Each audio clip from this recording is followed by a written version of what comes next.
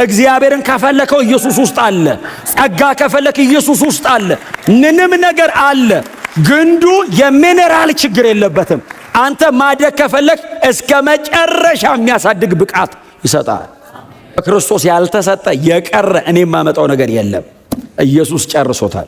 ከኔ የሚጠበቀው ሪሜን ኢየሱስ ላይ መኖር፣ መቆየት፣ የኢየሱስን ሕይወት ኤክስፔሪየንስ ማድረግ።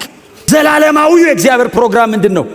ኢየሱስ ላይ ተጣብቄ በክርስቶስ ፍቅር ውስጥ ሆኜ እግዚአብሔርን ደስ እያሰኘው እንድኖር። አለማፍራት አይቻልም። ባላፈራስ የሚባል ኦፕሽን የለም። ካላፈራ በሕይወት የለም። ማፍራትስ ውለት አይደለም ለእግዚአብሔር። እየኖርክ ነው ማለት ሕይወት አለ ማለት ነው። የተነቃ ሰው ኖሮ ሊሞት ሲል ይመለሳል።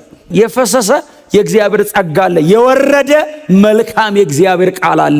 ይህንን ሁሉ ነገር ተቀብላ ለሚያርሷት ምላሽና ፍሬ የምትሰጥ መሬት ከእግዚአብሔር ዘንድ በረከትን ገበሬው ያመሰግናታል አለ።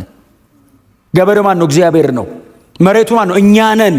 የእግዚአብሔር ቃል በላያችን ላይ ሲመጣ እግዚአብሔር እንደዚህ በዝማሬ በጸሎቱ ጸጋ ሲያፈስልን ተቀብለን ተመስገን ብለን ሪጆይስ አድርገን ወተን ስንኖርበት እግዚአብሔር ይባርካል። ፍሬ ስታፈራ እግዚአብሔር ከላይ ቴስቲሞኒ የሚሰጠው እግዚአብሔር ነው። ሰው አይደለም የሚመሰክርል። እግዚአብሔር ከሰማይ ተባረክ።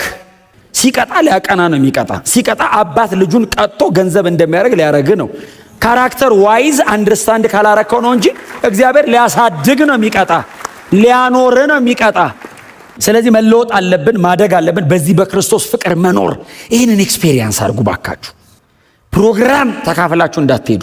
እድሜያችሁን ሁሉ ፕሮግራም እየተካፈላችሁ እንዳጨርሱ። ከጌታ ጋር መኖር፣ ከኢየሱስ ጋር ፐርሰኑን አንደርስታንድ ማድረግ። አብሬው ነው የምኖረው ከኢየሱስ ጋር። አብራችሁ ከምትወዱ ሰው ጋር ስትኖሩ እንዴት ነው ደስ የሚላችሁ? ከኢየሱስ ጋር መኖር፣ ከጌታ ጋር መኖርን መለማመድ አለብን። እንደ ክርስቲያን አብረው ስትኖር እንዴት እንደሚደሰት ልቡ ሲገባ እንዴት እንደሚደሰት የሰጠን ነገር ቫልዩ ስታረግለት። ክብር ለኢየሱስ ይሁንለት። እንደ ኢየሱስ የሚወደን ማንም የለም።